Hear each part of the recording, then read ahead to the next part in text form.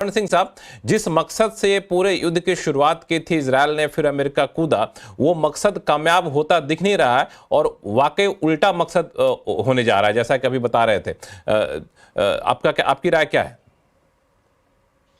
बिल्कुल, मैं शिवकांत जी से सहमत हूँ कि इतिहास में शायद कभी भी जो भी न्यूक्लियर एस्पायरेंट देश जिसको हम कहते हैं, जिसकी महत्वाकांक्षा है इस तरह के परमाणु हथियार बनाने की, उनको दबाव से या युद्ध से रोका नहीं जा सका है। केवल दोस्ती से प्रोत्साहन देकर या उनको उनकी सुरक्षा की जिम्मेदारी अपने आप लेकर, जिसको हम न्यूक्लियर अम्ब्रेला कहते हैं, उन तरीकों से कुछ उदाहरण हैं जब कुछ देशों ने ये महत्वाकांक्षा छोड़ी हो, पर दबाव में और युद्ध के तरीके से किसी नहीं नहीं छोड़ी है। और उसके अलावा जो ये प्रोमिसेस करने की, जो गारंटीज देने की बात शिवकांत जी ने अभी की, उसमें यूक्रेन का उदाहरण है। वो तीसरा सबसे बड़ा जखीरा उनके पास था हथियारों का, जब उन्होंने 1996 में छोड़ दिया वो केवल इस पर के सभी बड़ी शक्तियों ने कहा कि हम आपकी सुरक्षा मुहैया कराएंगे, जब भी कोई संकट आएगा तो हम आपके साथ खड़े होंगे, जो आज उनके साथ खड़े नहीं है एक तरह से। कम से कम रूस तो नहीं खड़ा। तो ईरान की जो महत्वाकांक्षा है, चाहे सरकार कोई भी, जैसा शिवकांत जी ने कहा, बने, वो शायद और भी तेजी से कोशिश करेगी एक सवाल कि ये परमाणु बम बने हुआ पे एक सवाल और स्वर्ण सिंह साहब आपसे पूछूंगा, फिर मैं बाकी मेहमानों के पास जाऊंगा कि जो बार बार ये कहा जा रहा है कि स्ट्रेट ऑफ हॉर्मुज बंद करने की धमकी दे रहा है ईरान। ईरान के संसद ने भी इसको मंजूरी दे दी है, लेकिन हमारे पैनलिस्ट ने यह कहा कि वो कर नहीं पाएगा क्योंकि उसकी अपनी मजबूरियां काफ़ी ज़्यादा, उनको नुकसान बहुत ज़्यादा होगा। लेकिन फिर सवाल उठता है कि संसद ने मंजूरी देकर के क्या ये संकेत देने की कोशिश की है कि धमकी दी है, लेकिन ऐसा करना संभव नहीं ईरान के लिए, क्योंकि इसमें इंडिया का इंटरेस्ट काफ़ी ज़्यादा है। बिल्कुल लक्ष्मण जी, मैं ये नहीं कहूंगा कि क्या हो सकता है, मैं कहूंगा क्या हो चुका है। जैसे आपने कहा कि वहां की मजलिस जो है, वहां की संसद है, वो ये प्रस्ताव पारित कर चुकी है और उन्होंने ये वहां की सुप्रीम नेशनल सिक्योरिटी काउंसिल को भेजा है कि आप निर्णय लें कि स्ट्रेट ऑफ हॉर्मुज को हम बंद करेंगे। अब वो क्या करेंगे वो बात की बात है, पर इसका प्रभाव पहले से ही आपको नजर आना शुरू हो गया है। जितना भी शिपिंग इंश्योरेंस कंपनीज हैं, उन्होंने प्रीमियम बढ़ा दिया है विश्व भर में। जितनी भी एयरलाइंस हैं, उन्होंने वहां जाना बंद कर दिया है। कितनी एयरलाइंस की अपने खबर में पढ़ा होगा, उन्होंने जहाज यात्राएं बंद कर दी हैं। और उसके अलावा अंतर्राष्ट्रीय बाजार में ऊर्जा का जो उथल पुथल हो रहा है, उसको कीमतों को लेकर वो भी आपको सामने है। और जैसे कहा गया कि एक यदि वहां कोई माइन वगैरह बिछा दी जाती है, देखिए ईरान की सबसे बड़ी ताकत इजराइल और अमेरिका के विरोध में आज एसिमेट्रिक वॉरफेयर है।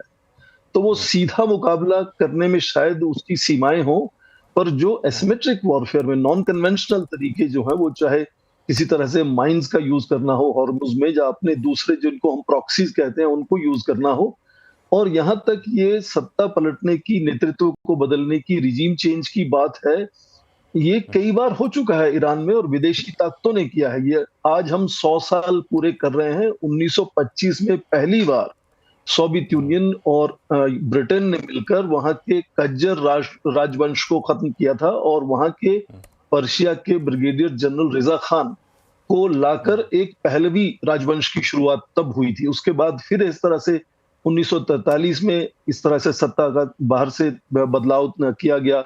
फिर 1953 में सीआईओ और MI6 ने फिर से बदलाव किया।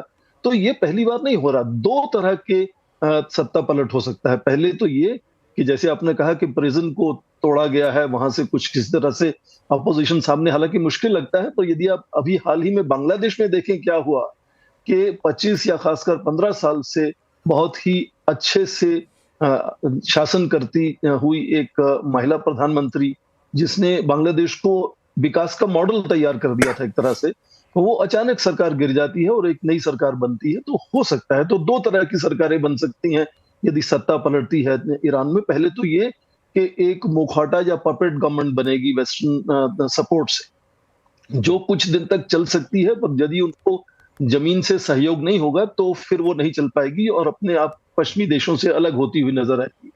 या फिर ये उसका उल्टा हो सकता है कि इस उथल पुथल में IRGC के नेतृत्व में जैसे और भी ज्यादा कट्टरपंथी सरकार बना सकते हैं, और वो भी चिंता का विषय होगा। तो कहने का मतलब ये कि सरकार चाहे पश्चिमी देशों का एक तरह से कठपुतली की सरकार बने, या फिर रेडिकल सरकार बने, यदि सत्ता पलट होता है, हालांकि सत्ता पलट होने का पूरे आसार अभी नजर नहीं आ रहे हैं, क्योंकि आवाज जो आप देखें अमेरिका से आ रही है, उसमें बदलाव आपको नजर आएगा। पहले वो कह रहे थे कि हमें मालूम है कि वो सुप्रीम लीडर अली खमैनी कहाँ हैं और हम उनको मार सकते हैं।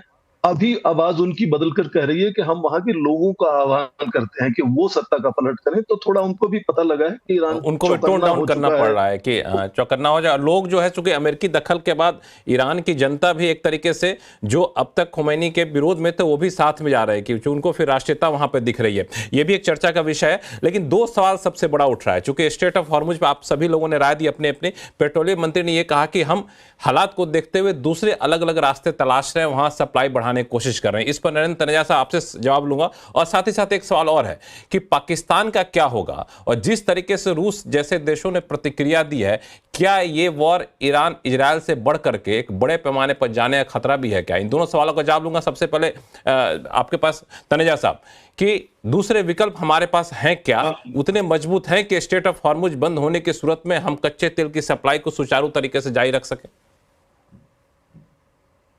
देखिए, पूरी दुनिया के अंदर 100 मिलियन बैरल्स का तेल की रोजाना खपत होती है, और 20 मिलियन, लगभग 20% उसका जो उस इलाके से आता है जिसकी हम चर्चा कर रहे हैं। और सऊदी अरब को सभी जानते हैं कि वो तो बहुत बड़ा एक्सपोर्टर है, और हमारी जरूरत का लगभग 39 से लेके 40% तेल जो है वो गल्फ कंट्रीज से आता है, उसी इलाके में जहां पर जंग चल रही है।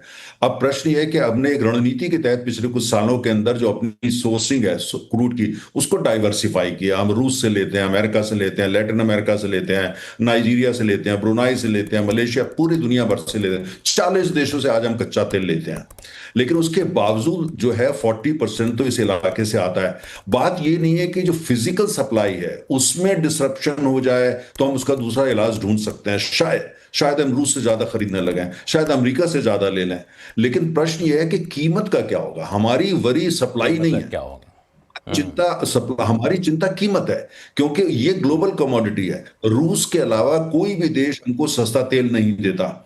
सऊदी अरब तो बल्कि उसके ऊपर $2.5 पर बैरल एक्स्ट्रा लगाता है, जिसको एशियन प्रीमियम बोलते हैं। और अमेरिका भी हमको सस्ता तेल नहीं देता। वहां से अमेरिका से यहां लाने का भाड़ा भी ज्यादा होता है, क्योंकि समय ज्यादा लगता है। रूस से भी जो तेल आता है भाड़ा तो बढ़ जाता है उसमें। इन देशों से तेल, खाड़ी के देशों से 4 दिन के अंदर टैंकर चल के जो है वो भारत आ जाता है। तो इसलिए ये हमको थोड़ा ध्यान देना होगा। तो इसलिए जब अगर वहां वॉर एस्केलेट होती है और तेल के अंदर जो है तेल का डिस्ट्रप्शन होता है, सप्लाई का डिस्ट्रप्शन होता है, स्टेट ऑफ हॉर्मुज से होता है या उसके आसपास होता है, या किसी टैंकर को उड़ा दिया जाता है उससे होता है, तो सबके लिए, पूरी दुनिया के लिए समस्या खड़ी होगी। और उसमें भारत जो है वो भी आगे आगे होगा, अग्रणी देश होगा, क्योंकि हमारी निर्भरता आयातित तेल पे ज्यादा है। दुनिया के तीसरे सबसे बड़े तेल के उपभोक्ता हैं हम, दूसरे सबसे बड़े जो है आयातक हैं। और हमारी जो जरूरत है 5.5 मिलियन बैरल, 55 लाख बैरल रोजाना हम तेल पीते हैं, हमारी अर्थव्यवस्था और हम लोग।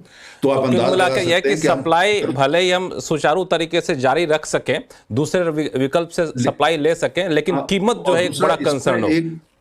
लक्ष्मण, एक बात मैं इसमें साथ में कहूंगा, मैंने अपने को पैनलिस्ट को सुना। देखिए, हमको ये ध्यान रखना चाहिए कि ईरान के साथ हमारी अच्छे संबंध हैं, सिविलाइजेशन फ्रेंडशिप है हमारी उनसे, लेकिन दिक्कतें भी हैं। हमने वहां पे फरजाद बी करके जो तेल का भंडार है, बहुत बड़ा भंडार है, हमारी कंपनी ओएनजीसी विदेश ने उसकी खोज करी और ईरान ने हमको देने से मना कर दिया, चीन को दे दिया। हमने वहां पे सॉवरन इंडियन गवर्नमेंट, किसी कंपनी नहीं, गवर्नमेंट टू गवर्नमेंट $30 बिलियन की एलएनजी डील उनसे साइन करी, वो बैकआउट कर गए उस पर। अच्छा, सब लोग नाम लेते हैं कि साहब हमारा वहां पे जो है एक बंदरगाह हैगा, उससे हमारे बड़े अच्छे संबंध है, हम वहां से कॉरिडोर बना देंगे। लेकिन हकीकत यह है कि हम बड़ी कोशिश कर रहे हैं, चाबहार की मैं बात कर रहा हूं, हम बड़ी कोशिश कर रहे हैं, लेकिन चाबहार में वो साथ में कभी चीन को लाके बैठा देते हैं, कभी वहां पाकिस्तान को बैठा देते हैं। तो मेरा कहना यह है कि हमारे, अगर आप बात करें यहाँ पे सरकार के अंदर या ऊर्जा क्षेत्र में, तो लोग ईरान के बारे में कहते हैं Iran is a wonderful country, great cuisine, very warm people, but extremely difficult customer to deal with. बड़ा मुश्किल है। बिल्कुल, काफी इंपॉर्टेंट बात आपने कही। जब ऐसे मोर्चे पे जब वो काफी मुश्किल होता है डील करना, सवाल ये भी उठता है कि लक्ष्मण, एक पॉइंट, नेक्स्ट मेरे एक पॉइंट कंप्लीट करने दीजिए। हाँ, बताएं। मेरा देखिए, आणविक हथियारों की बात हो रही थी। आणविक हथियार की जो हमें ये ध्यान रखना पड़ेगा, अगर ईरान के पास आणविक हथियार आ जाते हैं तो तुरंत बिना समय के बर्बाद करे Saudi Arab, United Arab Emirates, Egypt, Turkey में भी आणविक हथियार है पर वो नेटो के उनके नहीं है। ये सब आणविक हथियार की शॉपिंग शुरू करेंगे, क्योंकि अपने नहीं बना पाएंगे। और शॉपिंग करने का आएंगे पाकिस्तान, और पाकिस्तान पैसे के लिए कुछ भी कर सकता है। तो पाकिस्तान की अहमियत कितनी बढ़ जाएगी और उनकी अर्थव्यवस्था कितना, ये भी जरा हमको सोच के चलना पड़ेगा। इसलिए हमको अपने भारतीय राष्ट्र हित को देखना है। हम सबके साथ हैं, लेकिन हमारी स्थिति में हम नहीं है कि हम इसको चुन लें और उसको ना चुनें। हम सबके साथ हैं। हालांकि